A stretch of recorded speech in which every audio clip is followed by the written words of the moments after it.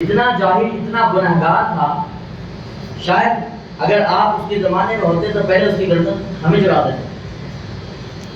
ہر رات ایک نئی عورت سے سجاتا تھا اپنے محل کو، جوا اور شراب تو پانی کے جیسا بہا دیتا تھا. اتنا بدبخت اتنا گنہگار تھا. ایک رات ایک عورت کو اپنے کرائے پہ بلا کے لے کے آیا گھر میں. عورت اس طرف کونے میں بیٹھ کے بلک بلک کے رو رہی. کفل یہاں پہ بستر سجانے میں لگا ہوا ہے. عورت بلک کے رو رہی. زندگی پوری گزر گئی، 50-60 سال کا تقریباً وہ اس کی زندگی ان گزار لیا. وہی کاموں میں گزارا، گندے کاموں میں گزارا، گناہوں میں گزارا. عورت رو رہی. بولا میں تیرے کو زبردستی تھوڑی نہ لایا، خرید کے لایا، پیسے دیا، تیری رقم ادا کرا، رونے کی کیا ضرورت ہے؟ عورت بولتی کفل میں طوائف نہیں ہوں، میں ایسا کام کرنے والی عورت نہیں ہوں، میں غریب ہوں، میرے بچے بھوکے ہیں، ان کی بھوک میرے کو مجبور کرتی ہے کام کرنے. میں ایسی عورت نہیں ہوں، ان کی بھوک میرے کو مجبور کرتی ہے کام کرنے کے لیے. تو کفل جیسا نالائق، کفل جیسا گنہگار، اس کی آنکھوں میں آنسو آ گئے اس کی بات سن کے. پھر بولا اے میری بہن، یہ جو پیسے میں تیرے کو دے رہا ہوں نا، یہ جو میں تیرے کو استعمال کرنے کے پیسے دے رہا تھا، یہ پیسے لے لے کے تو اپنے گھر چلے جا. آج میں یہ تیری زبان سے یہ بات سن کر میں دل سے اللہ کے سامنے توبہ کرتا ہوں، کل سے کوئی گناہ نہیں میرے. آج میں سارے کے سارے گناہ آج ہی ختم کر رہا ہوں. میرے صرف سوچا ہوں نے دل میں. کفل کیا سوچا؟ دل میں سوچا کہ آج سے میں سارے گناہ ختم، میں آج کے بعد گناہ نہیں کروں گا انشاءاللہ، میں ختم. آج کے بعد جو کچھ کرا. کتنی دیر ہوا سوچ کے؟ 2-4 گھنٹے ہوا ہوں گا سوچ کے. 60 سال پورے گناہ میں گزارا، 60 سال جوا کھیلا، 60 سال شراب میں نہایا، پیا نہیں نہایا، 60 سال زنا کرا، 60 سال تک گناہ میں اپنی زندگی گزارا. یہاں پہ اب جب توبہ کرا، 4 گھنٹے نہیں ہوا توبہ کر کے، صبح ہونے سے پہلے اس کا انتقال ہو گیا. صبح ہونے سے پہلے اس رات اس کا آخری دن تھا. آخری دن اس نے توبہ کر لیا.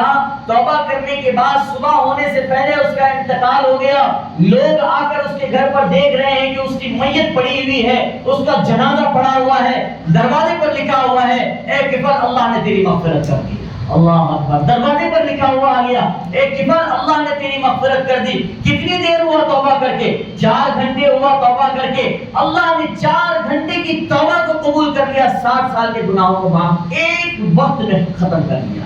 بتاؤ وہ اللہ ہے اتنے بڑے گنہگار کی خطاؤں کو معاف کر سکتا. ہم اتنے بڑے گنہگار تو نہیں ہیں، ہم میں سے کوئی بھی نہیں ہے نا، اتنے بڑے گنہگار تو نہیں ہے. پھر بھی اللہ رب العالمین سے ہم نے امید لگا کر رکھنا، اے اللہ کفل کے جیسے ہم نالائق تو نہیں ہیں، لیکن اس سے بھی بڑے گنہگار ہم کو سمجھ لے، لیکن ہمارے گناہوں کو تو معاف کر دے.